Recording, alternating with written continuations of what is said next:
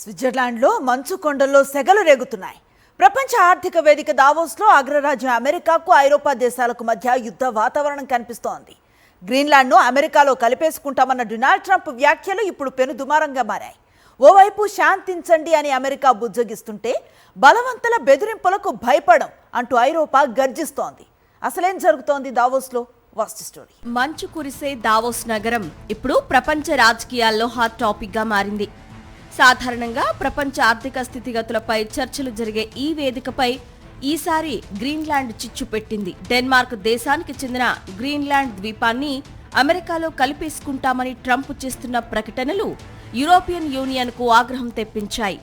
Canada, Venezuela, Greenland America మ్యాప్లో ఉన్నట్లుగా Trump ఒక ఏఐ చిత్రాన్ని పోస్టు చేయటం అగ్నికి ఆజ్యం పోసింది. European commission president Ursula van der Leyen ఘాటుగా స్పందించారు. అమెరికాపై ఆధారపడడం తగ్గించుకోవాలని, రక్షణ మరియు ఆర్థిక రంగాల్లో ఐరోపా స్వయం సమృద్ధి సాధించాలని పిలుపునిచ్చారు. దావోస్ వీధుల్లో ట్రంప్ వ్యతిరేక నిరసనలు మిన్నంటాయి. ట్రంప్ అనుసరిస్తున్న అమెరికా ఫస్ట్ విధానం అమెరికా అలోన్, అమెరికా ఒంటరిగా మారుతోందని విశ్లేషకులు హెచ్చరిస్తున్నారు. But we do prefer respect to bullies, we do prefer science to plotism, and we do prefer rule of law to brutality. We have a place where rule of law and predictability is still the rule of the game. And my guess, French అధ్యక్షుడు Macron సైతం పరోక్షంగా ట్రంప్ను బుల్లీతో పోల్చారు. ప్రపంచం ఇప్పుడు కొత్త సామ్రాజ్యవాదాన్ని కోరుకోవడం లేదని, చట్టబద్ధమైన పాలన కావాలని ఆయన స్పష్టం చేశారు.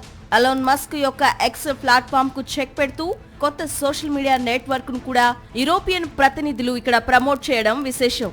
పరిస్థితులు ఎంతలా దిగజారాయంటే యూరోపియన్ కౌన్సిల్ జరిపిన సర్వేలో కేవలం 16% మంది మాత్రమే అమెరికాను తమ మిత్రదేశంగా భావిస్తున్నారు.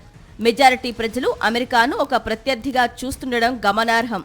ఒకవేళ ట్రంప్ ఇలాగే మొండిగా ముందుకు వెళ్తే అమెరికా కంపెనీలపై ఆంక్షలు విధించే యాంటీ కోయర్షన్ చట్టాన్ని ప్రయోగించేందుకు యూరోపియన్ యూనియన్ సిద్ధమవుతోంది.